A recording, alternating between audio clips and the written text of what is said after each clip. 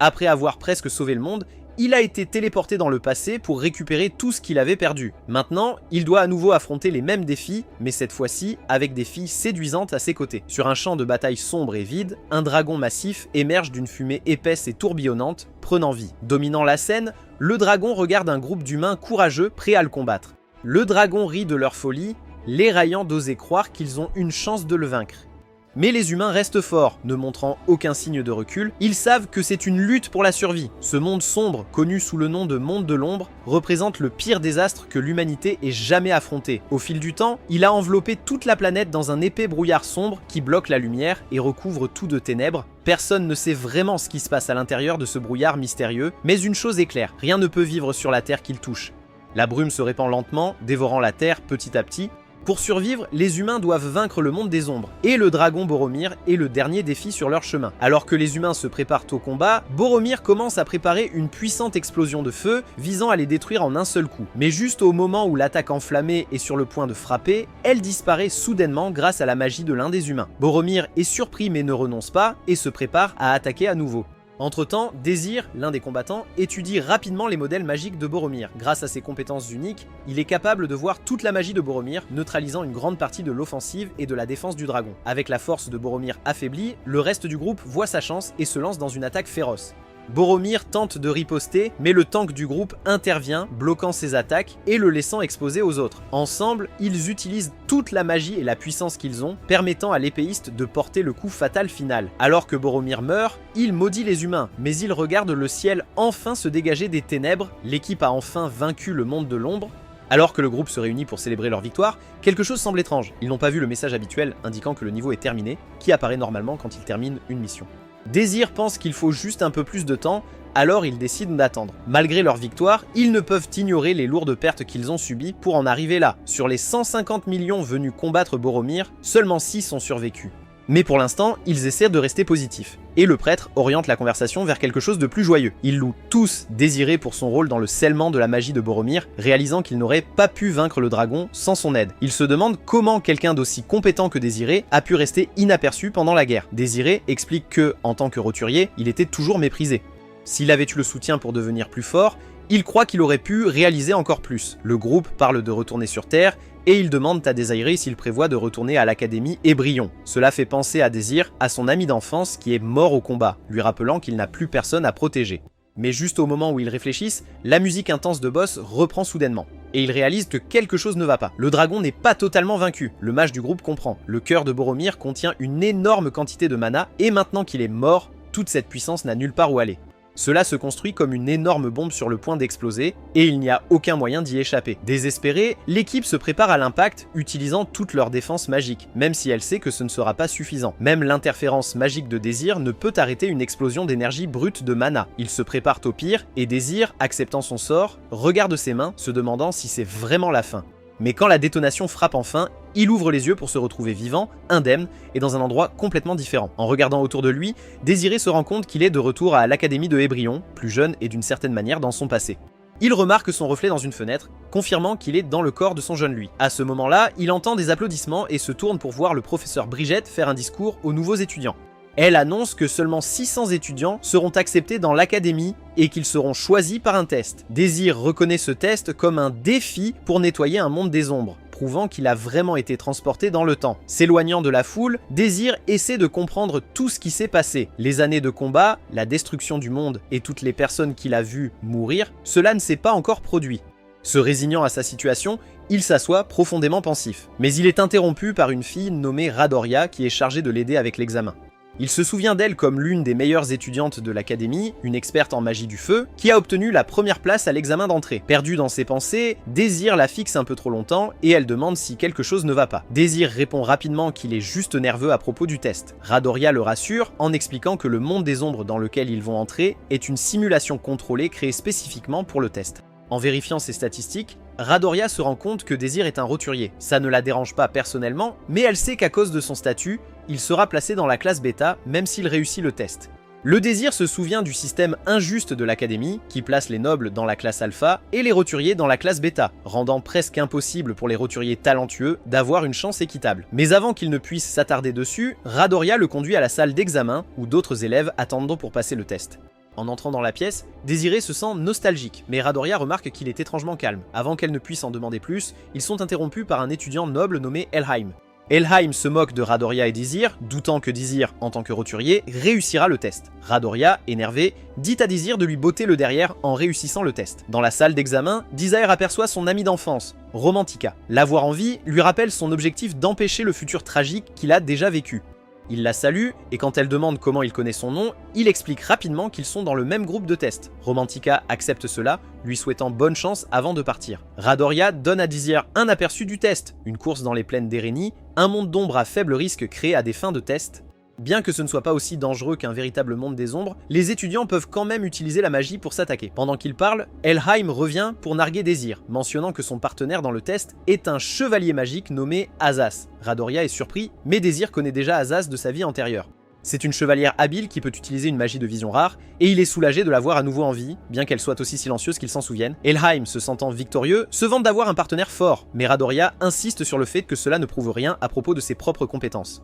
Après quelques allers-retours, Radoria encourage Désir à ne pas perdre espoir, même si ses chances de gagner contre un chevalier magique sont faibles. Une annonce appelle le groupe D à se préparer et Désir jette un dernier regard à Romantica, se rappelant de sa mission de la protéger, elle et tout le monde. Lorsque le portail s'ouvre, il entre pour botter quelques fesses. Quand Désir entre dans le monde des ombres, les règles du jeu sont annoncées à tous les participants. Pour réussir le test, ils doivent courir jusqu'à la limite du monde des ombres. Seuls les 3 premiers à franchir la ligne d'arrivée réussiront, et toute forme d'interférence ou de force est autorisée. Cependant, quiconque subit des dommages mortels est immédiatement disqualifié. Avec tout le monde prêt, ils se mettent en ligne au point de départ. Désir se retrouve à côté d'Azaz, pensant à comment elle a survécu à ses côtés dans leurs vies antérieures, et même est morte de la même manière. Il se demande s'il y a une chance qu'elle se souvienne aussi de l'avenir. Soudain, Azaz appelle son nom, suscitant son excitation à l'idée qu'elle puisse le reconnaître. Mais quand il lui demande comment elle connaît son nom, elle répond qu'elle l'a lu sur l'affichage du test de groupe. Elle commente ensuite son cercle magique pathétique et ses faibles capacités physiques, suggérant qu'il n'a pas d'avenir ici, même s'il travaille dur. Desire se rend compte qu'elle n'a probablement aucun souvenir de leur passé commun. Elle mentionne également avoir remarqué qu'il l'a fixé et l'assure qu'il n'a rien à craindre. Elle n'a pas l'intention d'interférer dans sa course puisqu'elle le considère comme un perdant sans valeur. Le compte à rebours de la course commence et dès qu'il atteint 0, Azaz se lance en avant, prenant rapidement la tête avec 2 autres juste derrière, laissant le reste, y compris Desire et Romantica, à la traîne. Désir et Romantica courent côte à côte, mais Romantica heurte accidentellement une petite créature cachée dans l'herbe. Trouvant cela adorable, elle s'arrête pour l'admirer, ce qui fait sourire Désiré en se rappelant son amour pour les choses mignonnes. Pour Romantica, cependant, Désiré est juste un étranger qui lui parle pendant un examen. Alors elle suppose qu'il la drague et lui dit de se concentrer sur la course. Désiré est d'accord, mais souligne que s'ils n'accélèrent pas, ils seront tous les deux disqualifiés. Romantica, agacée, réplique qu'elle ne finira pas comme lui. Désir se contente de sourire, profitant de l'occasion d'être à nouveau près d'elle, ce qui ne fait que l'énerver davantage. Juste à ce moment-là, Désiré remarque quelque chose et pousse rapidement Romantica de côté, évitant de justesse une flèche enflammée qui lui était destinée. L'attaquant, un autre concurrent, essaie d'éliminer les autres pour améliorer ses chances de gagner. Alors qu'il tire un autre coup, Romantica réplique avec un sort de vent qui entre en collision avec le sien, créant un énorme nuage de poussière. Quand la poussière retombe, le sort de Romantica se dirige toujours vers lui, le frappant et l'éliminant du test, ne laissant que 5 participants. Romantica remercie Désir de l'avoir sauvé, mais ajoute rapidement que maintenant ils sont quittes, et qu'elle ne lui doit plus rien. Désir se contente de sourire et d'acquiescer, ce qui l'irrite à nouveau. Désiré souligne que les autres coureurs sont encore loin devant et qu'ils devront se dépêcher pour rattraper leur retard.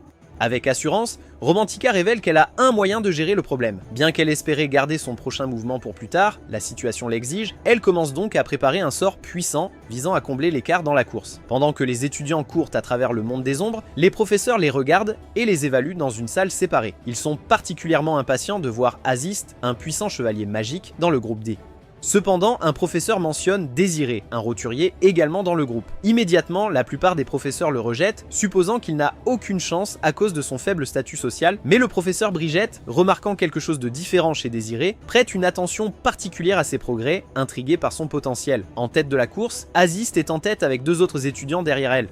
L'un d'eux a déjà accepté qu'il ne pourra pas battre Azist, mais espère au moins atteindre le top 3. Mais soudain, un vent violent les repousse tous en arrière. Le deuxième coureur plante son épée dans le sol pour éviter d'être emporté. Il regarde devant et voit Azist foncer à travers le vent sans hésitation. Inspiré, il s'accroche et avance. Mais avant qu'il ne puisse aller loin, un grand arbre s'effondre, l'emportant lui et l'autre coureur hors de la course. Maintenant, seuls Azist, Désir et Romantica restent dans le jeu. Il reste 3 participants, tous pourraient techniquement passer sans se battre davantage, mais Romantica décide qu'elle veut éliminer Desire. Romantica se tourne vers Desire, l'avertissant de quitter la course avant qu'il ne se blesse. Desire, perplexe, demande pourquoi elle le cible. Elle répond franchement que son sourire constant l'agace. Le désir refuse de céder, et Romantica, frustrée, décide de s'occuper de lui elle-même. En invoquant plusieurs cercles magiques, elle envoie une puissante rafale de vent vers Désir. Satisfaite, elle se retourne pour partir, pensant avoir gagné. Mais ensuite, Désir commande son contrôle sur les cercles magiques, ce qui la surprend. Elle se retourne, choquée de le voir indemne. Désir commence même à lui donner des conseils sur la façon dont elle pourrait améliorer ses sorts, disant que si elle prenait un peu plus de temps, sa magie serait plus forte. Romantique, de plus en plus en colère, insiste sur le fait que c'était juste de la chance qu'il ait évité son attaque, et essaie à nouveau. Mais Désir redirige une fois de plus son sort.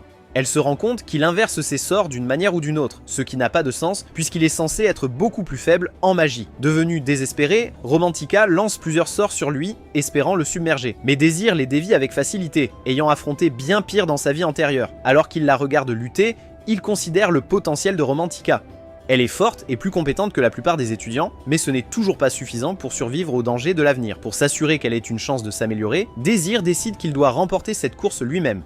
Le désir devient sérieux, annulant tous ses sorts et la laissant complètement épuisée. Il pourrait la faire sortir de la course, mais il décide plutôt de lui donner quelques conseils. D'abord, il lance un sort appelé Graisse sur lui-même, expliquant qu'il est généralement utilisé pour faire glisser les ennemis, mais qu'il l'utilise pour se donner de la vitesse. Il souligne qu'il s'agit d'une course, pas d'un combat, donc elle gaspille son énergie à l'attaquer.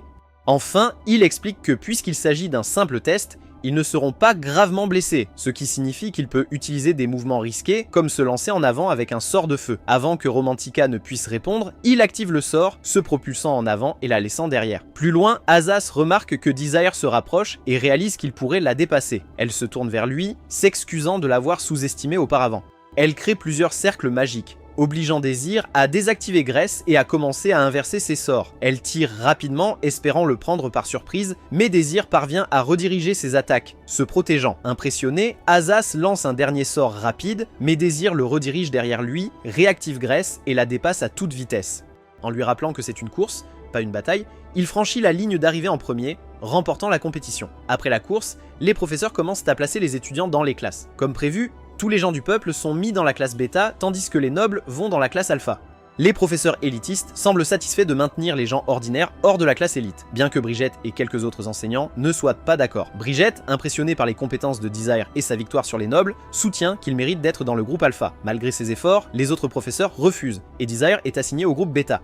Desire s'en fiche, car il était aussi en bêta l'année dernière, mais il remarque que Romantica est contrarié d'être placé en bêta, surtout que la classe est en mauvais état. Leur professeur explique que les niveaux de cercle magique de 1 à 7 mesurent le pouvoir d'un magicien, et que seuls ceux de niveau 2 et plus sont en alpha. Romantica, de niveau 2, trouve injuste d'être en bêta, et elle est encore plus ennuyée d'être assise à côté de Desire qui n'arrête pas de sourire. Désir se souvient de sa rencontre avec Brigitte après l'examen, où elle le félicite pour sa performance et lui dit qu'elle essaiera de le faire entrer dans Alpha. Désir réalise qu'il doit y avoir d'autres étudiants talentueux en bêta qui n'ont pas eu la chance de s'épanouir. Déterminé à préparer ses étudiants pour les défis futurs, il décide de les trouver et de les aider à réaliser leur potentiel.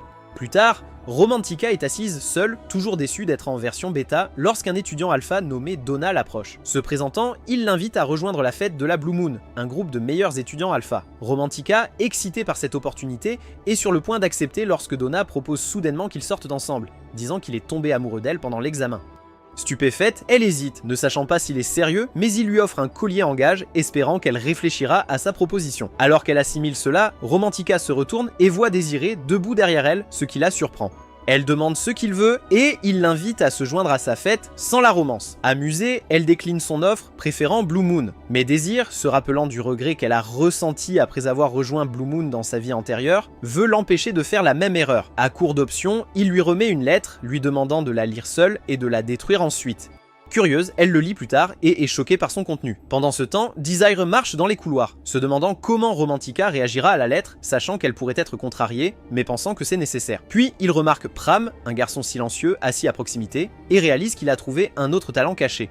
Dans la vie antérieure de Désir, Pram est devenu l'un des épéistes les plus rapides malgré peu d'entraînement. Cette fois, Désir espère l'aider à atteindre son plein potentiel. Alors qu'il réfléchit à la manière d'aborder Pram, Romantica se précipite, surprise par la lettre, et exige des réponses.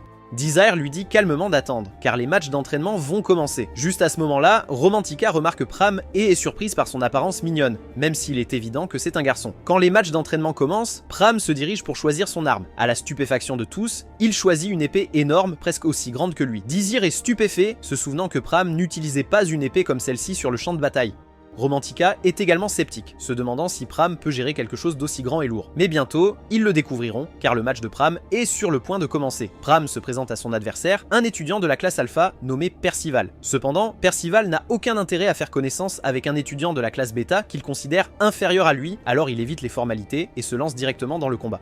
Mais les choses ne se passent pas comme Percival le prévoit. Malgré sa petite taille, Pram le surprend avec ses coups puissants. Percival a du mal à suivre. Choqué de se voir repoussé par un élève de la classe Beta, humilié, Percival ne supporte pas l'idée d'être surpassé, alors il donne tout, attaquant de toutes ses forces. Pram, bien qu'inexpérimenté avec une épée aussi grande, tient bon comptant sur sa force brute. Desire remarque que Pram pourrait facilement gagner s'il utilisait une arme qu'il connaît mieux, ce qui le fait se demander pourquoi Pram n'a pas choisi son épée habituelle. Alors que les deux échangent des coups, l'inexpérience de Pram commence à se voir. Après quelques échanges intenses, il perd l'équilibre, frappe violemment et manque complètement sa cible. Percival voit sa chance et la saisit, contrant l'attaque de Pram et le faisant tomber au sol. Pram admet sa défaite, sachant qu'il a perdu parce que son épée a été arrachée de sa main. Percival, se sentant blessé dans son orgueil d'avoir été repoussé, refuse de laisser ça se terminer là. Il commence à frapper Pram, exprimant sa frustration. Voyant cela, Desire se précipite pour aider tandis que l'arbitre reste là, ne faisant rien. Au moment où Desire arrive, Pram a déjà reçu plusieurs coups. Desire s'interpose entre eux, disant sévèrement à Percival que le combat est terminé et l'accusant d'être jaloux des compétences de Pram. Furieux, Percival brandit son épée vers la tête de Desire, mais Desire bloque le coup, brisant l'épée de Percival. Avec un regard froid, Desire avertit silencieusement Percival de reculer. Ayant compris le message, Percival bat en retraite, mais il jure qu'il n'oubliera pas l'ingérence de Desire. Après l'incident, Romantica et Pram emmènent Desire dans une salle d'attente pour soigner son bras blessé. Bien que Desire ait utilisé la magie pour absorber la plupart de l'impact, son bras aura quand même besoin de temps pour guérir. Pram, se sentant responsable d'avoir entraîné Desire dans ses problèmes, s'excuse sincèrement. Romantica, en le voyant s'excuser, ne peut s'empêcher de le trouver mignon. Pram se présente à Desire, mais avant que Desire puisse répondre, Romantica intervient, se présentant d'abord et prenant la parole. Elle continue de diriger la discussion, montrant clairement son intérêt pour Pram. Après une conversation amicale, Pram remercie encore une fois Desire d'être intervenu et offre son aide à tout moment où Desire pourrait en avoir besoin. Desire apprécie l'offre en disant qu'il s'en souviendra. Alors que Pram s'en va, Desire se tourne vers Romantica, suggérant qu'ils discutent de quelque chose d'important. Ils se rendent dans un endroit calme derrière l'école, et Romantica demande immédiatement si quelqu'un d'autre connaît le secret que Desire a mentionné dans sa lettre. Desire la rassure en lui disant que seuls les professeurs le savent, c'est pourquoi ils l'ont placé dans la classe bêta. Son secret est que son père était autrefois un riche marchand qui a acheté un titre de noblesse à une famille noble en difficulté, donnant à leur famille le nom noble Héroux. Même avec le titre, la plupart des nobles ne les considèrent pas comme de vrais nobles parce qu'ils sont nouvellement riches. Desire explique qu'il veut qu'elle refuse l'offre de Donta de rejoindre le parti de la Lune Bleue, car une fois que les nobles apprendront son passé, ils la rejetteront probablement. Même si elle pense que Donta pourrait la protéger, il est tout aussi biaisé que les autres. Desire invite Romantica à rejoindre son parti à la place. Romantica craint qu'il utilise son secret pour faire pression sur elle, mais Desire la rassure qu'il n'est pas intéressé par le chantage. Au lieu de cela, il souligne que Pram sera également à la fête, ce qui la convainc d'accepter. À contre-cœur, elle rejoint la fête de Desire, même si elle admet qu'elle le trouve encore agaçant. Plus tard, nous voyons un souvenir de l'enfance de Pram. Sa mère essaie de le rassurer en lui disant que son père, qui est parti et n'est jamais revenu, l'aime toujours. Elle donne à Pram une épée, disant que c'était un cadeau de son père pour montrer qu'il se soucie de lui. Dans le rêve de Pram, il réalise que son père n'est jamais revenu, et l'épée est toujours accrochée à son mur comme un rappel de son absence. Le lendemain, Desire emmène Romantica et Pram à un bureau pour enregistrer officiellement leur groupe. Ils frappent à la porte, et le professeur Brigitte les invite à entrer. Elle leur propose des collations et va droit au but, demandant à Desire pourquoi il veut former un groupe. Desire explique qu'il vise à passer à la classe alpha en réussissant l'examen de classement. Pram demande si l'examen est aussi difficile qu'il en a l'air, et Brigitte explique que l'examen de classement est un tournoi difficile pour les étudiants alpha et bêta. Dans le tournoi, les étudiants forment des équipes de 3 à 6 et s'affrontent. Les grandes équipes ont un avantage, mais les contributions individuelles sont également prises en compte dans les classements. L'examen évalue les capacités des étudiants, et ceux qui atteignent la finale font face à leurs plus grands défis dans un monde de l'ombre. Seuls ceux qui deviennent des premiers de classe lors des finales peuvent passer de la catégorie bêta à alpha. Aucun étudiant bêta n'a jamais atteint la catégorie alpha, car seuls les étudiants alpha arrivent généralement au final. Desire explique qu'il est déterminé à gagner avec une petite équipe pour prouver que les étudiants bêta sont aussi capables que les alphas. Brigitte soutient son objectif, espérant leur succès. pourrait apporter un changement positif au système de biais de l'académie. Elle demande à Romantica et à Pram s'ils sont prêts à s'engager à rejoindre le groupe de Desire. Tous deux acceptent, impatients de commencer l'entraînement pour le tournoi. Ils se dirigent vers les terrains d'entraînement, mais le seul espace disponible pour les étudiants bêta est une vieille pièce poussiéreuse qui semble ne pas avoir été utilisée depuis des années. La pièce est remplie de toiles d'araignée, de planches de sol cassées, et même de quelques rats. Romantica et Pram sont horrifiés, surtout par les rats, et supplient Desire de ne pas les faire s'entraîner là. Desire reconnaît que les rats sont un problème et propose de s'en occuper lui-même, mais il dit que Romantica devra l'aider à nettoyer la pièce. Une fois que Desire a chassé les rats, Romantica nettoie la pièce, bien qu'elle semble épuisée à la fin. Pram, qui s'est évanoui à la vue des rats, s'excuse de ne pas avoir pu aider. Desire le rassure et ils se préparent à commencer l'entraînement. Romantica, déjà épuisée par le ménage, préférerait éviter l'entraînement, mais Desire insiste sur le fait que c'est nécessaire si elles veulent devenir des joueuses de premier rang. Pour le premier exercice de Romantica, Desire souhaite qu'elle améliore la précision de sa magie. Elle convoque avec assurance 7 cercles magiques et touche la cible directement au centre. Desire reconnaît son talent, mais la met au défi de toucher exactement le même endroit avec les 7 sorts en même temps. Romantica pense que c'est impossible, mais Desire lui rappelle qu'elle a réussi à le faire dans une vraie bataille dans le futur. À contre-cœur, Romantica accepte d'essayer. Desire lui donne ensuite une petite balle blanche et lui demande de la déplacer dans un cercle cible en utilisant uniquement sa magie du vent. Elle essaie de le lancer, mais Désirée précise qu'elle doit utiliser la magie pour le guider. Comme la magie du vent est sa spécialité, elle s'entraîne à l'exercice et, après un certain temps, parvient à déplacer la balle dans le cercle. Désirée loue ses progrès, l'encourageant à continuer à pratiquer jusqu'à ce qu'elle maîtrise parfaitement son contrôle. Quand c'est au tour de Pram de s'entraîner, Désir le surprend en disant « Il n'y a en fait rien de nouveau que je puisse t'apprendre ». Pram a l'air confus et déçu. Désir continue d'expliquer que Pram a déjà tout ce dont il a besoin pour réussir dans le tournoi. Il doit juste faire ressortir ses véritables forces. Mais Pram, se sentant toujours abattu par sa dernière défaite, ne le croit pas autant que Désir. Désir le rassure en soulignant que Pram a beaucoup de talent naturel. Dans le futur, Pram est devenu un combattant habile avec une rapière, une épée fine et légère qui correspondait parfaitement à son style de combat rapide et précis. Desire se demande pourquoi Pram a utilisé une épée lourde lors de son dernier combat, quelque chose qui ne convenait pas à ses forces. Pram semble hésitant à expliquer, mais Desire insiste, disant que cela aiderait l'équipe de connaître ses raisons. Après un moment, Pram accepte, mais demande à parler en privé. Pram ramène Désirée dans sa chambre et sort un fin fleuret. Ce n'est pas une épée ordinaire, c'est la seule chose que le père de Pram lui a laissée. Pram explique que son père était un noble, tandis que sa mère était une roturière. Son père a quitté la famille quand Pram était encore bébé, donc il ne le connaît pas du tout. Tout ce qu'il a de son père est cette rapière, que Pram a grandi en croyant être un symbole de l'amour de son père pour lui. Pram s'est entraîné dur avec, espérant qu'il rencontrerait un jour son père et le rendrait fier. Mais juste avant de mourir, la mère de Pram lui a dit de ne pas chercher son père. Elle a expliqué que le monde noble est dangereux pour quelqu'un comme lui, le fils d'un noble né d'une roturière. La famille noble le verrait comme une honte. Désir réalise que la mère de Pram essayait de le protéger d'un éventuel danger et rejet. Malgré ses avertissements, Pram est quand même venu à l'académie, espérant qu'il trouverait des indices sur l'identité de son père, puisque des nobles de partout fréquentent cette école. Il a même emmené le rapière chez un expert qui a dit qu'elle n'avait aucune valeur. Le cœur brisé, Pram a ressenti que la rapière qu'il avait chérie pendant des années comme un symbole de l'amour de son père était en réalité juste une épée ordinaire. Après cela, il a renoncé à son père et a décidé de ne plus jamais utiliser la rapière. Le lendemain, Pram retourne à l'entraînement avec une épée plus petite et plus pratique, tandis que Romantica continue de pratiquer sa magie. Elle s'améliore à déplacer le ballon d'entraînement avec sa magie, même si elle doit encore améliorer son contrôle. Tout à coup, Désirée se souvient de quelque chose et demande à Pram s'il peut voir l'épée à nouveau. Pram, un peu contrarié, admet qu'il l'a vendue à une boutique de prêt sur gage car il ne voulait pas garder une épée sans valeur.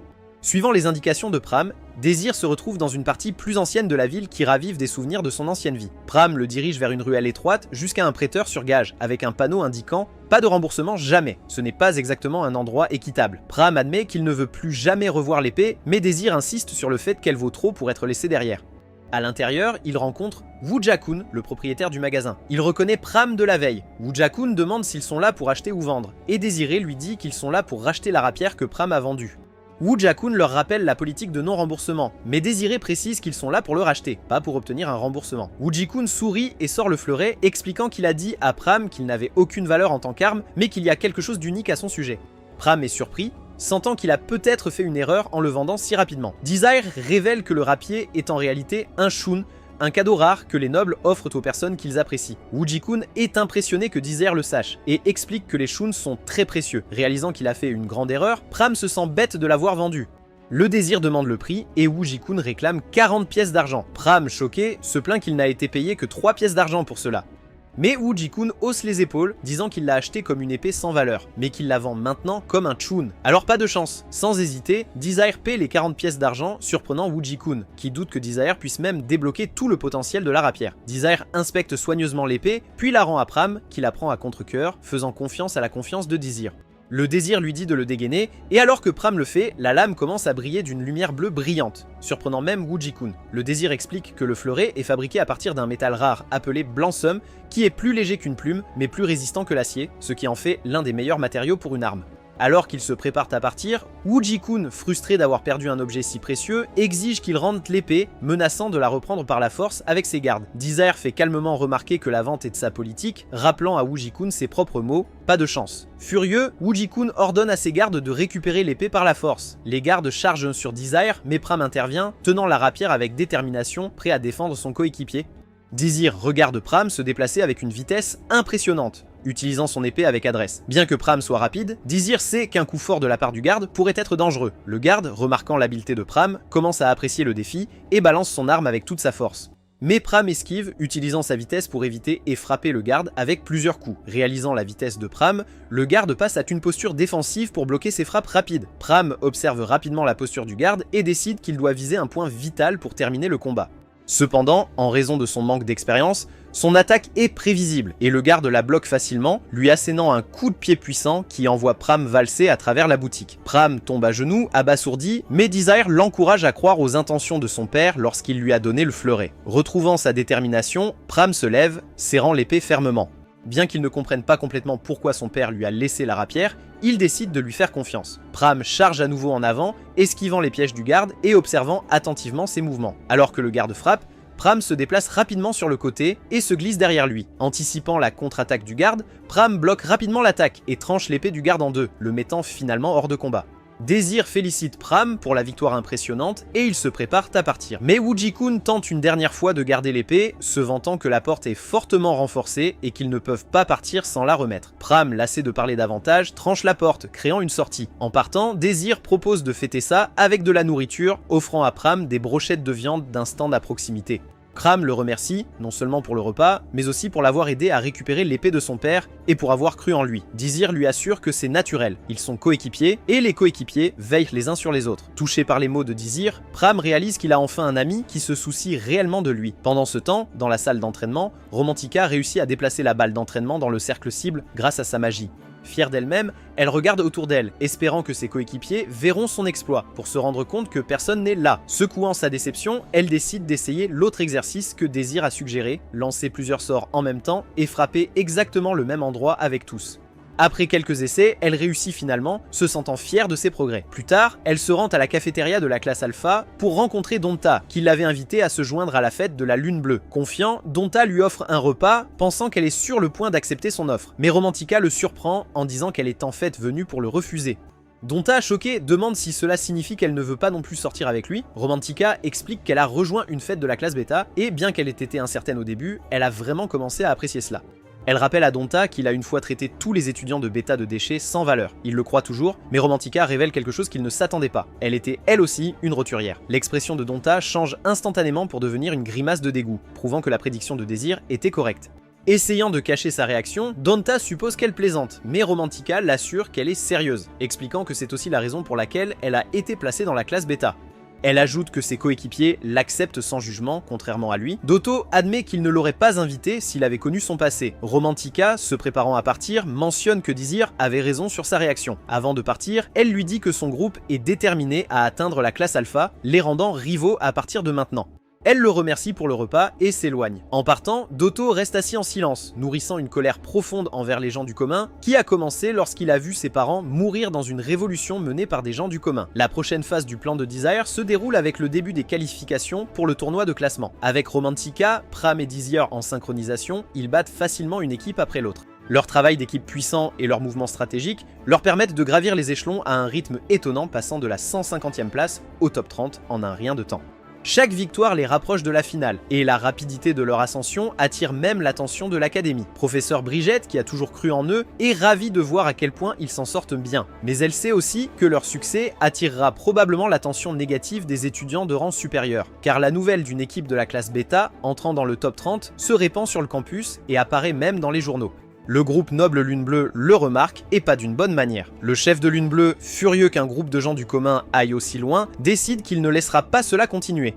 Il voit l'équipe bêta comme une menace directe pour sa précieuse classe alpha et ne supporte pas l'idée que des gens ordinaires pénètrent dans le cercle élite. Il ordonne immédiatement à l'équipe Blue Moon de faire tout ce qui est possible pour empêcher le groupe de désir de se hisser parmi les meilleurs, ce qui leur garantirait une place dans la classe alpha. Pour s'assurer que l'équipe de désir échoue, le chef de Blue Moon charge Assist de les vaincre en finale. Assist, qui avait déjà perdu contre Desire, accepte la responsabilité sans hésiter. Bien qu'elle n'ait pas autant de mépris pour les roturiers que d'autres nobles, elle veut une revanche avec Desire. Sa seule raison de l'affronter à nouveau est de prouver qu'elle peut gagner. Elle voit cela comme une chance de se racheter et d'effacer la seule défaite de son palmarès. En sortant du bureau, deux autres membres de Blue Moon, Doto et Parzival, l'approchent. Ils acceptent sa direction, mais chacun a un compte personnel à régler. Après avoir eu des confrontations précédentes avec Romantica et Pram, ils insistent pour s'en occuper eux-mêmes. Assist ne pense pas que ce soit une bonne idée, car leur besoin de vengeance est basé sur l'ego plutôt que sur la stratégie. Mais elle accepte leurs conditions, comprenant que sa propre revanche avec Desire est aussi quelque peu personnelle. De retour avec l'équipe de Desire, il commence à les préparer pour la finale. Au lieu de continuer l'entraînement physique, il les emmène à la bibliothèque pour une session d'études sur l'histoire, expliquant que connaître certains événements historiques pourrait leur donner un avantage. Dans Shadow Worlds, les scénarios recréent souvent des parties de l'histoire. Et en comprenant les événements qui pourraient être représentés, ils pourraient être préparés à ce qui pourrait arriver. Romantica n'est pas ravi de ce plan et se plaint de devoir lire des livres épais et lourds. Mais Desire explique qu'il vaut mieux se concentrer sur quelques événements spécifiques qu'il a choisis plutôt que de tout lire. Les choix de Desire ne sont pas faits au hasard. Il se souvient de ce qui va se passer lors de la finale et les prépare spécifiquement pour ce scénario. Des heures passent pendant qu'ils étudient, et à un moment donné, Romantica remarque que Pram regarde Desire avec admiration. Amusée, elle taquine Pram à propos du moment où il est allé faire du shopping avec Désiré, mentionnant comment ils ont même pris de la nourriture, riant à l'idée que Pram pourrait avoir un béguin de héros. Pram devient confus, tandis que Romantica continue de se moquer, demandant ce qu'il pense vraiment de Désiré. Désiré, essayant de rester concentré sur son livre, fait semblant de ne pas remarquer leur conversation. Mais quand Romantica envoie accidentellement un livre qui lui tombe sur la tête, il lève les yeux et leur dit de retourner à leur lecture, en souriant à leurs plaisanteries inoffensives. Embarrassés, ils retournent rapidement à leur livre. Sorti de nulle part, Assist entre et se tient à côté de Désir, ignorant les regards curieux de Romantica et Pram. Elle le félicite d'avoir atteint le top 30 et lui dit qu'elle est là pour le défier officiellement car elle veut une revanche. Elle admet l'avoir sous-estimé auparavant et promet de ne pas refaire la même erreur cette fois. Et elle est déterminée à gagner en finale et à prouver qu'elle est plus forte. Désir voit que son esprit compétitif a grandi, ce qui était son objectif. Il s'était poussé lors de leur première bataille pour la motiver à devenir plus forte, sachant qu'elle avait le potentiel de faire davantage. Assas s'éloigne, concentré sur le prochain tournoi. Enfin, le jour des finales du tournoi de classement arrive et le stade est rempli de spectateurs impatients. L'événement a attiré une énorme foule et l'énergie dans le stade est intense. Romantica et Pram commentent le bruit et l'excitation, ressentant le poids de la compétition et les grandes attentes. Avec autant en jeu, Désir sait qu'ils doivent tout donner mais il a confiance en les capacités de son équipe. Alors qu'il s'aligne aux côtés des autres équipes, les membres de Blue Moon regardent Desire et son équipe, d'abord peu impressionnés. Bien qu'ils aient été avertis de prendre Desire au sérieux, ils ne pensent pas qu'il sera un défi majeur. Cependant, ils sont prêts à faire tout ce qu'il faut pour l'arrêter, prévoyant de le cibler dès le début du match. La voix de l'annonceur résonne dans tout le stade, expliquant les règles de la dernière manche. Les concurrents seront transportés dans un monde des ombres où ils devront résoudre un incident inconnu. L'objectif précis n'est pas révélé, ajoutant un élément de mystère et de défi. Dans cette manche, les joueurs peuvent utiliser tous les moyens nécessaires pour gagner, y compris des armes et de la magie, et ils peuvent même s'attaquer les uns les autres. Cependant, si quelqu'un reçoit un coup fatal, il sera immédiatement disqualifié et retiré du monde des ombres. Les portes du monde des ombres s'ouvrent et les équipes sont invitées à entrer de manière ordonnée. Dès que Desire passe, il se rend compte qu'il a été séparé de Romantica et Pram. Il semble que chaque participant ait été téléporté aléatoirement à différents endroits. La première priorité de Desire est de retrouver ses coéquipiers afin qu'ils puissent se regrouper et planifier leur stratégie. Mais avant qu'il ne puisse commencer, il sent quelque chose venir vers lui. Un éclat de glace passe près de sa tête, le manquant de peu. L'un des membres de Blue Moon l'a repéré et tente de l'éliminer tôt dans le round. Elle lance rapidement un autre sort de glace que Desire contre avec du feu. Ne reculant pas, elle lance deux sorts simultanément. D'abord, un sort d'eau pour tremper la zone autour de lui. Ensuite, un sort de glace pour transformer l'eau en centaines d'éclats tranchants. Elle ajoute même un sort de vent pour former une tornade autour de Désir, créant une tempête d'éclats de glace conçue pour l'emprisonner. Confiant dans ses capacités, elle croit qu'aucun roturier ne pourrait survivre à sa magie de haut niveau. Désir observe calmement son attaque non impressionnée.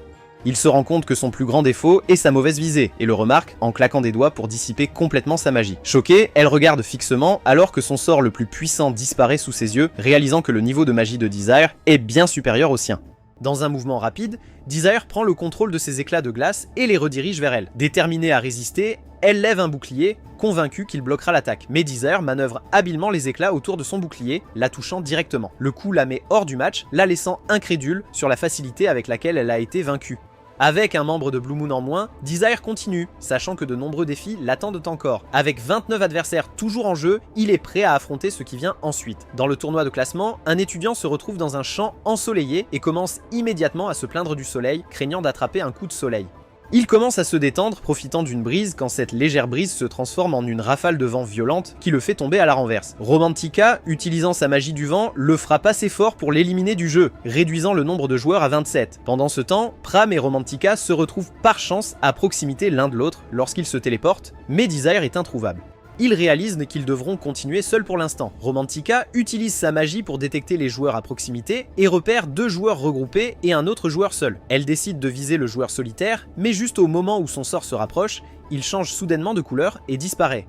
À ce moment-là, les 2 joueurs qu'elle avait détectés arrivent et surprennent elle et Pram. Ils rient de l'erreur basique de Romantica, disant que les sorts de détection à grande portée révèlent également la position de l'utilisateur, et se moquent d'elle pour ne pas le savoir.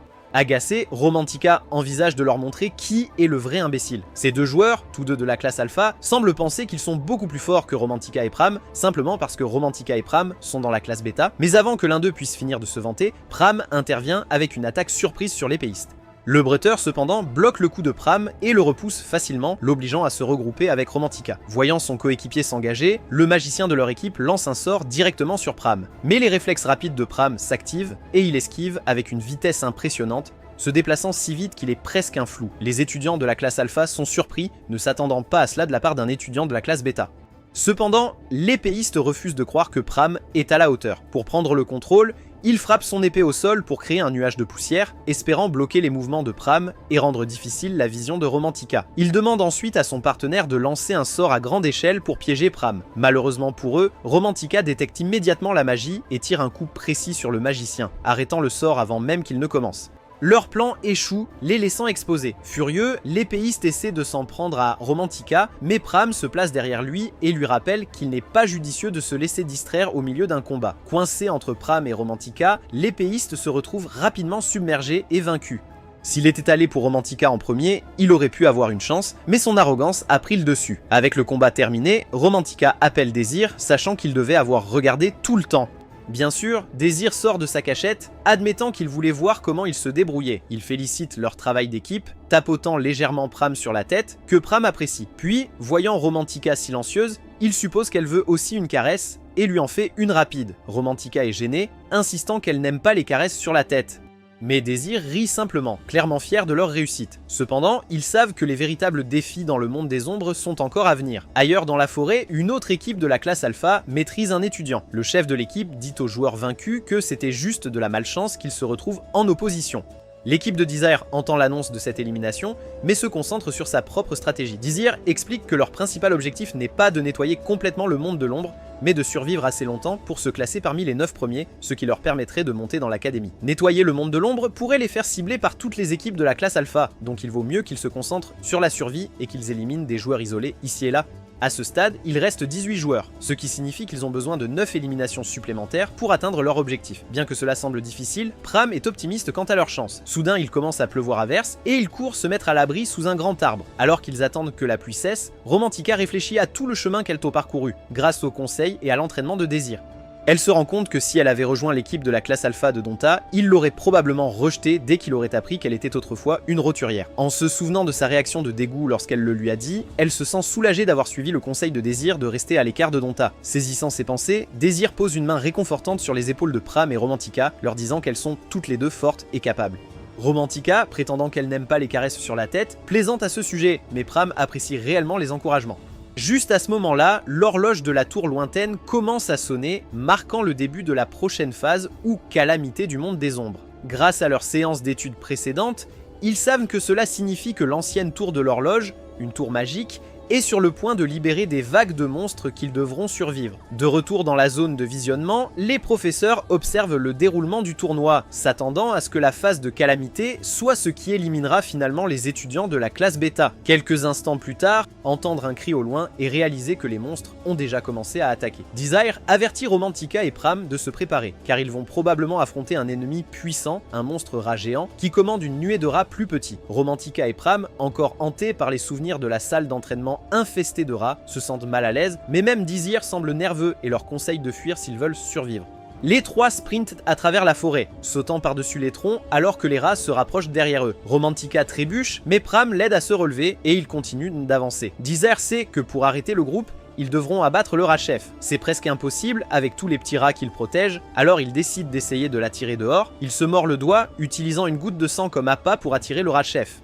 Sentant l'odeur du sang, le rat leader bondit hors de la horde, mais Romantica le frappe avec un sort avant qu'il ne puisse attaquer. Cependant, son attaque n'est pas suffisante pour le tuer, et le rat leader se retire rapidement dans la horde. Desire réalise qu'ils ont besoin d'une meilleure stratégie et est sur le point d'ordonner une retraite, mais Pram fonce en avant, plongeant directement au cœur de la horde de rats.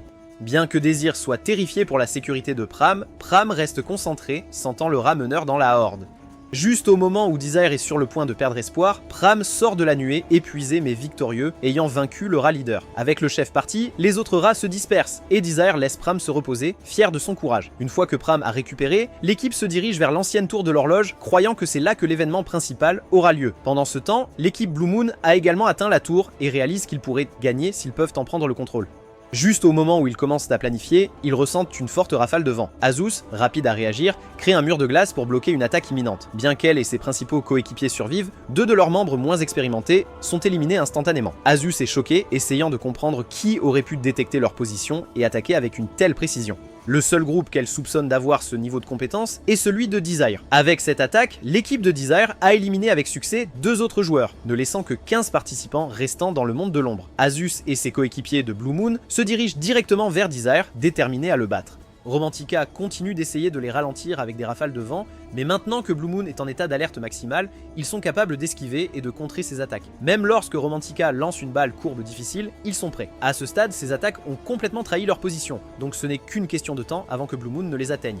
Le Désir cependant a un plan. Il dit à Romantica de commencer à viser ses rafales de vent sur les autres équipes au lieu de Lune Bleue. Au début, elle est confuse parce qu'attaquer tout le monde pourrait inciter toutes les équipes à les cibler, mais elle fait confiance à la stratégie de Desire et commence à attaquer les autres groupes. Cela entraîne l'élimination de 2 joueurs, ne laissant plus que 13 participants dans le tournoi. Cela fait, Desire se dirige vers la tour pour chercher une porte cachée qu'il connaît. Quand Blue Moon entre enfin, il tombe sur d'autres équipes de classe alpha. Les autres équipes sont en colère, accusant Blue Moon des attaques surprises qui les ont touchés tout au long du match. Azus essaie d'expliquer qu'ils ne sont pas responsables, mais ils ne la croient pas, pensant qu'elle est la seule assez habile pour réussir de telles attaques. Azus se rend compte qu'expliquer est inutile, alors elle décide de les combattre à la place. Le mage de feu de l'une des équipes l'attaque avec son sort le plus puissant, mais cela ne la perturbe pas. Elle contre rapidement et le repousse, gelant un autre coéquipier sur place. Les 2 équipes de classe alpha restantes décident de travailler ensemble pour essayer de la faire tomber. Mais Azus a toujours l'avantage, les gérant un par un. D'en haut, l'équipe de Désir écoute les sons de la bataille. Au début, il pense qu'Azus est sur le point d'être éliminé, mais ensuite le combat s'apaise et Désir réalise que son plan n'a pas fonctionné comme il l'espérait. Azus arrive bientôt à l'étage, indemne, avec ses coéquipiers, Donta et Percival. Elle découvre que le plan de Désir était de faire en sorte que Blue Moon et les autres équipes alpha se battent entre elles pour réduire la concurrence. Elle les a tous figés à la place, s'assurant qu'ils ne puissent pas être éliminés. Elle sourit en coin, reconnaissant que le plan de Désir était astucieux, mais elle est prête pour une revanche. Azus installe de grands piliers de glace pour isoler Désir, afin qu'ils puissent avoir leur affrontement, laissant Romantica et Pram s'occuper de Donta et Percival. Immédiatement, Percival se précipite sur Pram, tandis que Donta se rapproche de Romantica, impatient de régler leurs différends. Percival et Pram s'affrontent avec leurs épées, mais Pram a maintenant l'avantage car il utilise une épée avec laquelle il est à l'aise. Percival ne comprend pas comment Pram est devenu si habile depuis leur dernier combat. Il est surpassé, mais s'accroche toujours à sa fierté, espérant que Donta le soutiendra. Pendant ce temps, Romantica essaie de garder ses distances avec Donta, car en tant que magicienne, elle est désavantagée au combat rapproché. Donta utilise cependant une bague magique pour dissiper le brouillard du champ de bataille, révélant ainsi la position de Romantica. Elle reconnaît la bague comme celle qu'il lui avait offerte jadis, mais maintenant il prétend qu'elle est trop bien pour une roturière. Romantica, frustrée par son arrogance, réalise qu'il n'y a aucun moyen de lui faire entendre raison. Donta se lance dans une diatribe sur la supériorité naturelle des nobles par rapport aux roturiers, insistant sur le fait que les roturiers sont pratiquement une espèce différente. Romantica voit à quel point il est irrationnel et comprend qu'il est inutile de discuter avec lui. Donta utilise sa bague pour créer un cercle de feu autour d'elle, la piégeant. D'abord, elle esquive les flammes, mais une explosion l'envoie voler. Pram se précipite pour vérifier si elle va bien. Elle va bien, mais elle est épuisée et à court de magie, alors elle demande à Pram de la remplacer pendant qu'elle reprend son souffle. Cependant, Donta n'a pas fini et Pram parvient à se libérer et intercepte Donta, le forçant à battre en retraite pour l'instant. Percival crie sur Donta, frustré car il voulait s'occuper de Pram lui-même, mais un regard sur le visage de Donta montre qu'il est trop concentré sur Romantica pour se soucier du reste. Cette détermination obstinée donne en fait un avantage à Pram. Romantica réalise qu'elle manque de magie et s'inquiète de ralentir Pram, alors elle lui suggère de la laisser affronter Donta seule. Pram rejette rapidement cette idée, disant que ce serait imprudent qu'elle se batte seule. Il refuse de la quitter jusqu'à ce que le combat soit terminé. Pendant ce temps, Désir et Azaz se battent intensément à l'étage. Azaz essaie de frapper le premier avec un sort de glace, mais Désir le contre instantanément en utilisant sa capacité d'inversion magique. Elle tente de se rapprocher en utilisant un sort de mobilité, mais Desire inverse cela aussi, l'arrêtant dans son élan. Rien de ce qu'elle lui lance ne semble fonctionner, tandis qu'il est capable de lancer des attaques contre elle. Il la prend par surprise avec une tornade de flammes, mais Azaz est trop habile pour être vaincu aussi facilement. Au fur et à mesure que leur bataille continue, Azaz devient de plus en plus frustrée. Elle est plus forte et a plus de magie que Désir, mais elle n'arrive pas à prendre le dessus. Bien que Désir soit un magicien, il a une expérience de combat incroyable et est capable de gérer à la fois le combat rapproché et la magie, ce qui la met sur la défensive. Finalement, son pouvoir le projette contre le mur, mais il reste concentré et complimente sa force. Désir se souvient que dans la chronologie précédente, Azaz s'ennuyait souvent car personne ne pouvait vraiment la défier. Bien qu'elle ne veuille pas l'admettre, il sent qu'elle est excitée de l'affronter en tant qu'égale. Déterminée à le vaincre, elle décide de libérer son sort le plus puissant, Trône de glace. Ce sort, connu sous le nom de magie de vision, lui permet d'utiliser la magie de glace sans limite dans une zone définie. Même dans le passé, Désir n'a jamais pu le contrer. Le trône gelé d'Azaz remplit la pièce de pointes de glace, piégeant Désir dans toutes les directions. Des cercles magiques apparaissent autour de lui, prêts à lancer des sorts de glace. Azaz le bombarde de vagues d'attaques, et Désir continue de contrer chacune avec inversion. Son trône de glace lui permet de recréer les cercles magiques instantanément, forçant Désir à maintenir une défense continue. Malgré ses attaques incessantes, Désir continue de briser ses sorts, et Azaz se rend rapidement compte que même ses meilleurs efforts ne suffisent pas. Peu importe la vitesse à laquelle elle recrée sa magie, l'inversion de Désir neutralise tout. Frustrée et à court d'options, elle a finalement une idée révolutionnaire. Au lieu d'utiliser seulement la magie ou son épée, elle décide de combiner les deux. Elle dissipe son trône de glace, concentrant toute sa magie de glace dans son épée. La lame brille d'une puissante lumière bleue, un spectacle même Désir trouve impressionnant. Avec cette nouvelle combinaison de forces physiques et magiques, Azaz a enfin débloqué son véritable potentiel en tant que magicienne épéiste. En bas, Pram et Donta étaient engagés dans un combat intense alors que Romantica regardait de loin. L'air sauvage et fou de Donta ne lui rendait pas service. Aucune de ses attaques ne touchait Pram. Profitant de l'occasion, Pram donna un coup de pied solide qui envoya Donta voler contre le mur. Pram pouvait dire que Donta était un adversaire puissant, et si Donta pensait clairement, le battre serait beaucoup plus difficile. Pram devait finir cela rapidement avant que Percival ne se joigne, rendant cela un combat à 2 contre 1. Ce dernier coup de pied semblait sortir Donta de sa torpeur, lui faisant réaliser à quel point il avait été imprudent en combattant. Il a rapidement appelé Percival à l'aide. C'est alors que Pram a su qu'il allait être pris en tenaille. Percival, avec un regard déterminé, a ramassé son épée et a couru vers Pram, mais au lieu de s'approcher, il lui a lancé son épée. Pram a réussi à le bloquer, mais tout cela faisait partie du plan. Donta a profité de la distraction pour s'approcher de Pram par derrière. Alors que Pram se tournait pour faire face à Donta, Percival attrapa son épée et chargea du côté opposé. Ils ont parfaitement coordonné leur attaque, mais ils ont négligé un détail. Romantica avait récupéré assez de magie pour les frapper tous les deux, à bout portant, avec une puissante attaque de vent. Pendant ce temps, à l'étage, Azuz venait de terminer d'invoquer son épée magique, une technique qui prend généralement des années à maîtriser, même pour un chevalier magique. Poussée par son désir de vaincre Desire, elle a réussi à le manifester en un temps record. Elle a foncé sur Desire, qui a essayé de la ralentir avec de la magie de pierre, mais son épée magique l'a coupée net. Il a essayé un sort de feu ensuite, mais cela n'a pas été plus efficace. La confiance d'Azuz a monté en flèche. Il semblait que la compétence de renversement de magie de Desire ne pouvait pas affecter son épée magique. Elle s'est avancée pour ce qu'elle croyait être le coup final, tranchant directement dans son couteau et pressant son épée contre son cou. Avec un sentiment de victoire, elle a déclaré sa victoire. Mais ensuite, elle remarqua que Désir lançait encore quelque chose, même si ce n'était pas dirigé vers elle. Tout au long du combat, Désir s'était concentré sur l'analyse du sortilège magique de la tour de l'horloge. Il ne l'avait retardé que jusqu'à ce qu'il puisse le comprendre complètement. Maintenant, il a terminé son analyse et désactivé le sort de la tour, ce qui a terminé la quête et leur a fait gagner la partie. Azus leva les yeux et réalisa que même si elle avait gagné leur duel, elle avait toujours perdu la bataille plus importante.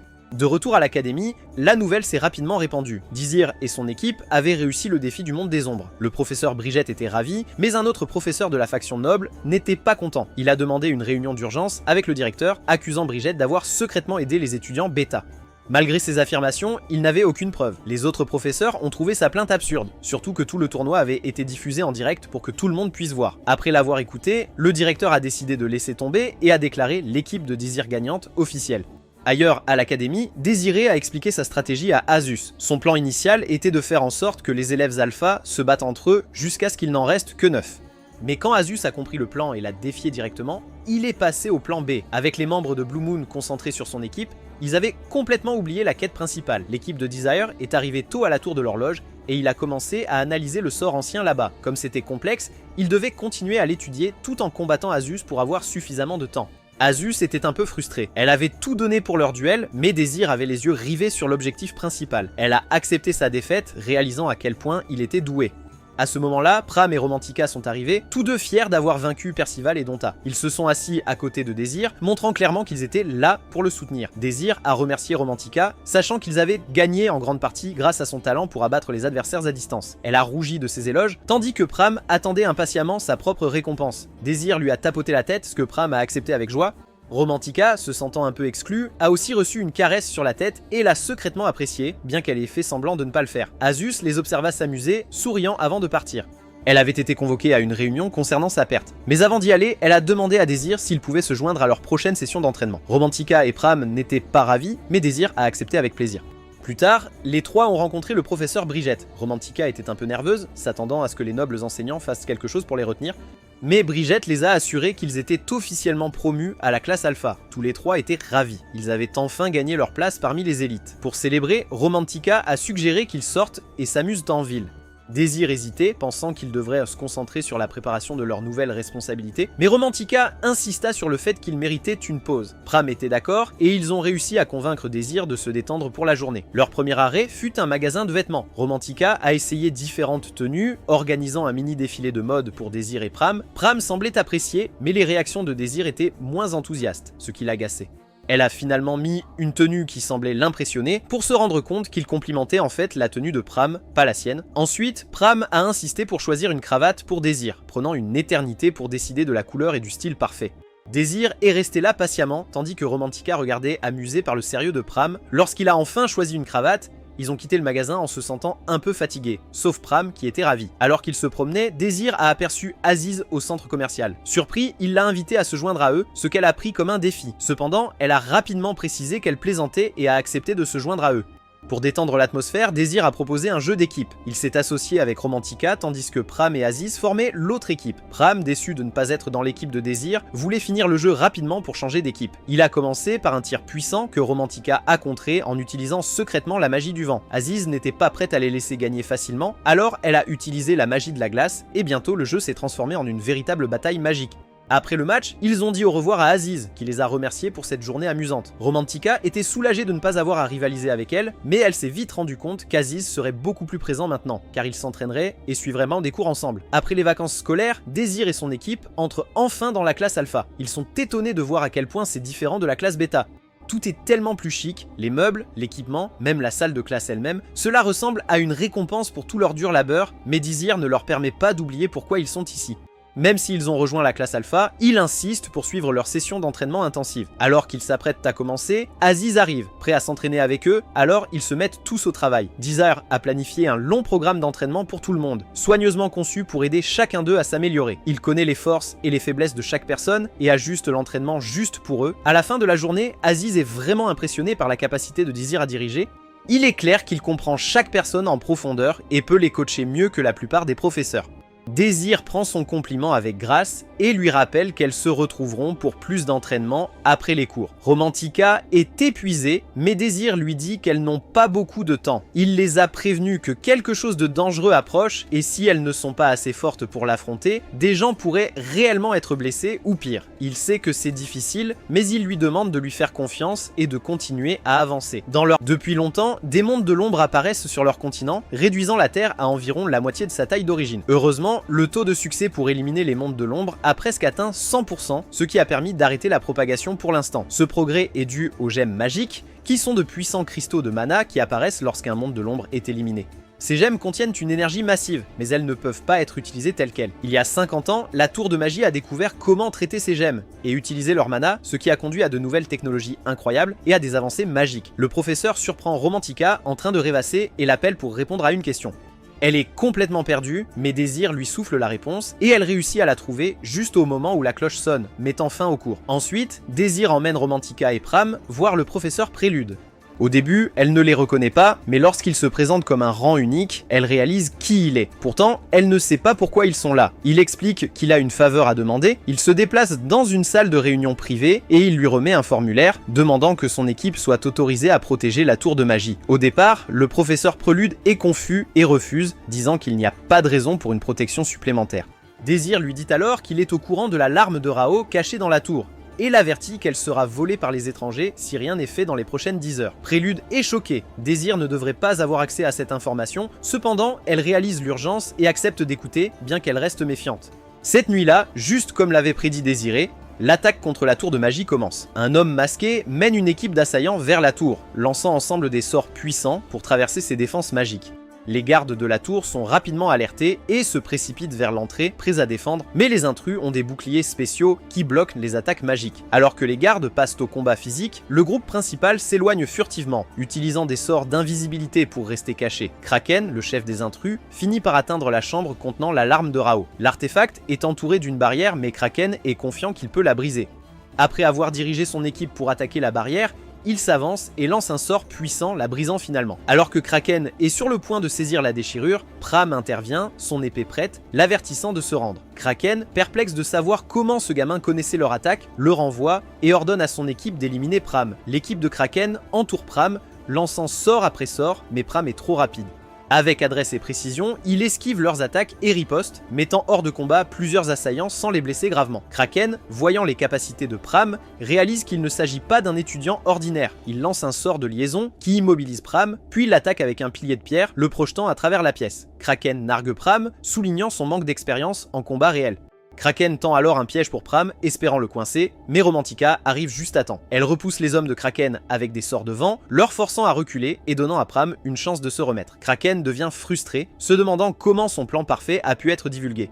Décidant qu'il est temps de s'échapper, il ordonne à ses gardes restants de le couvrir pendant qu'il prépare un sort de téléportation. Pram fonce, déterminé à l'arrêter, et élimine rapidement les gardes de Kraken. Cependant, un garde tient bon, donnant à Kraken le temps nécessaire pour lancer un autre sort et lancer des pierres sur Pram. Pram esquive, virevoltant dans la pièce, essayant de se rapprocher de Kraken.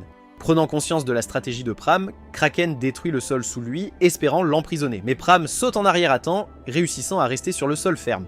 Kraken, frustré par la persistance de Pram, ne montre aucun remords lorsque son attaque abat accidentellement son propre garde, voyant ses partisans comme jetables. Pram est dégoûté par le manque de respect de Kraken envers sa propre équipe, même s'ils sont ennemis. Poussé par la colère, il charge Kraken, visant une attaque directe. Kraken bloque son coup, impressionné par la maîtrise de l'épée de Pram, mais confiant que cela ne suffira pas à l'arrêter. En utilisant sa magie, Kraken s'entoure de rochers en rotation, créant un bouclier impénétrable qui se reforme chaque fois que Pram tente de le percer, rendant les attaques à courte portée de Pram inutiles. Lorsque Romantica tente d'attaquer Kraken avec de la magie à distance, il l'aperçoit rapidement et envoie des rochers vers sa cachette, la forçant à sortir. Kraken est furieux que son plan soit perturbé par un groupe de lycéens, alors il exige de savoir qui était derrière leur défense. Il peut dire qu'ils étaient d'une manière ou d'une autre préparés pour lui, mais Romantica et Pram ne vont rien révéler. Enragé, Kraken les avertit qu'il les fera souffrir tellement qu'ils regretteront de s'être jamais opposés à lui. Il lance une série de rochers directement sur Romantica, mais Pram se précipite devant Kraken pour intercepter les rochers, les brisant avant qu'ils ne l'atteignent. Maintenant, debout ensemble, Romantica envoie plus de rafales de vent à Kraken, mais il rit, disant que sa magie est beaucoup trop faible pour le blesser. Prenant son indice, elles décident d'essayer de lui renvoyer des pierres avec l'aide de Pram. Leurs attaques créent un nuage de poussière entre eux que Pram utilise pour s'approcher pour une frappe finale. Mais Kraken bloque l'attaque puis utilise sa magie la plus forte pour complètement briser le sol et faire une escapade rapide. Pram et Romantica parviennent tout juste à s'échapper des décombres, réalisant qu'ils ont encore beaucoup d'entraînement à faire s'ils veulent devenir plus forts. Pendant ce temps, Kraken se sent confiant alors qu'il s'enfuit avec la larme de Ral en sa possession. Mais avant qu'il ne puisse s'échapper, Désir apparaît et l'arrête, se révélant être le garçon pauvre que Kraken avait rencontré plus tôt. Kraken est choqué, se demandant comment Désir a réussi à le retrouver. Désir explique qu'il a marqué Kraken avec sa propre mana lors de leur rencontre précédente, ce qui lui a permis de le trouver même dans sa cachette. Kraken réalise que Désir est le cerveau derrière la défense et tente de lancer un sort par frustration. Mais Désir le contre sans effort en inversant le sort, rendant la magie de Kraken inutile. Furieux, Kraken essaie d'autres sorts de roche. Mais Désir bloque chacun avec aisance, disant à Kraken qu'il est inutile d'essayer la magie contre lui car il la contrera. Kraken commence à paniquer alors que Désir s'approche. Désespéré, Kraken sort la larme et menace de la détruire si Désir s'approche davantage. Mais Désir ne bronche pas, il s'avance, défiant le bluff de Kraken. À court d'options, Kraken donne un coup de poing à Désir, mais Désir utilise un sort de gravité, clouant Kraken à genoux. Kraken ne peut pas croire qu'il est dominé par un étudiant, car les étudiants ne devraient pas être capables de lancer des sorts de haut niveau comme le fait Désir. Désir prend alors la larme de Kraken, et Kraken est étonné de le voir utiliser le pouvoir du cristal. Normalement, personne ne peut utiliser une larme non traitée comme ça, mais Désir n'explique pas ses méthodes. Il augmente juste la pression de son sort de gravité, forçant Kraken à se rapprocher du sol. Mais Kraken n'est pas encore prêt à abandonner. Utilisant un pouvoir caché dans son masque, il se transforme en une créature démoniaque. Il fonce sur Desire, le frappant à travers un mur. Bien que le coup de poing aurait pu être fatal, Desire lève rapidement un bouclier pour rester dans le combat. Kraken ne se relâche pas, traversant les murs et attaquant Désir, avec à la fois sa force physique et sa magie. Désir a du mal à suivre, trouvant difficile de gérer à la fois la force brute de Kraken et ses attaques magiques en même temps. Kraken parvient finalement à coincer Désir contre un mur, ne lui laissant aucun moyen de s'échapper. Au moment où Kraken lance un autre coup de poing, Désir esquive et frappe Kraken avec une explosion de feu à bout portant. Cela a cependant peu d'effet, et Kraken riposte avec un autre sort de pierre qui envoie Désir voler. Il est clair que la forme démoniaque de Kraken lui donne un énorme avantage, car il est capable d'attaquer sans relâche.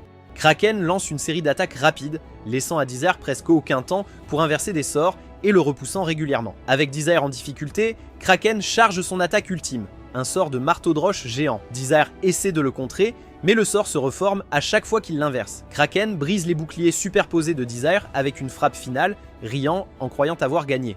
Mais de la poussière, Désir réapparaît, ayant finalement réussi à inverser le marteau magique de Kraken. Maintenant que Désir a compris les sorts de Kraken, il commence à affaiblir la magie de Kraken et utilise le pouvoir de la larme pour alimenter une ultime boule de feu massive. La boule de feu frappe Kraken avec force, brisant son armure. Bien que Kraken survive, il a été complètement vaincu et il ne peut pas croire à la force que Désir possède. Désir, cependant, est simplement déterminé à protéger les personnes qui lui sont chères. Plus tard, Désir est dans un ascenseur avec le professeur Prelude. Elle est surprise que sa récompense pour avoir sauvé la déchirure soit juste une partie d'échecs avec le maître de la tour, mais Désir insiste que c'est tout ce qu'il veut. Il entre dans la pièce pour rencontrer Zod Exarion, le mage le plus puissant vivant, et ils commencent leur partie. Zod réalise rapidement que Desire n'est pas un joueur ordinaire. Pendant leur match, Desire propose un pari où le perdant doit exaucer une demande du gagnant. Au début, Zod refuse. Mais après que Desire ait démontré une technique surprenante avec un cristal non traité, Zod est intrigué et accepte le pari. Pendant ce temps, à la villa de Pugmin, Azest se sent mal à l'aise lors d'une fête. Pugmin la critique pour avoir perdu face à Désir et la blâme pour les conséquences, disant que rien de tout cela ne serait arrivé si elle avait simplement gagné. Il suggère même qu'elle quitte sa fête si elle est mécontente. Prenant ses paroles à cœur, Azest réalise qu'elle préfère rejoindre le groupe de Désir et jette son insigne de membre, quittant le parti de la Lune Bleue. De retour avec ses amis, Désiré félicite Romantica et Pram pour leurs efforts pour empêcher les intrus de s'échapper avec la larme, bien que Romantica se sente frustrée de la façon dont ils ont lutté contre Kraken. Elle sait qu'ils ont un long chemin à parcourir s'ils veulent s'améliorer. Pram, sentant que Désir les a poussés fort pour une raison, demande enfin pourquoi Désir est si déterminé à les rendre plus forts. Désir décide qu'il est temps de leur dire la vérité. Dans seulement 13 jours, une véritable épidémie du monde des ombres se produira. Ce ne sera pas une simulation, et s'ils échouent à le résoudre, le monde fera face à une destruction accélérée. Romantica et Pram sont choqués, mais réalisent que Désir doit dire la vérité. Ils ont vu à quel point il est fort, même s'il est censé être au niveau débutant, et comment il a prédit des événements qu'ils n'auraient pas dû connaître. Bien qu'ils aient encore des questions, ils choisissent tous deux de croire en lui et promettent de travailler encore plus dur pour aider à empêcher la fin du monde. Et c'est là que se termine cette vidéo. Regardez celle-ci ensuite, et je reviendrai avec plus de contenu incroyable. Si tu as aimé cette vidéo, n'oublie pas de laisser un like et de t'abonner pour ne rater aucune vidéo sympa. À la prochaine!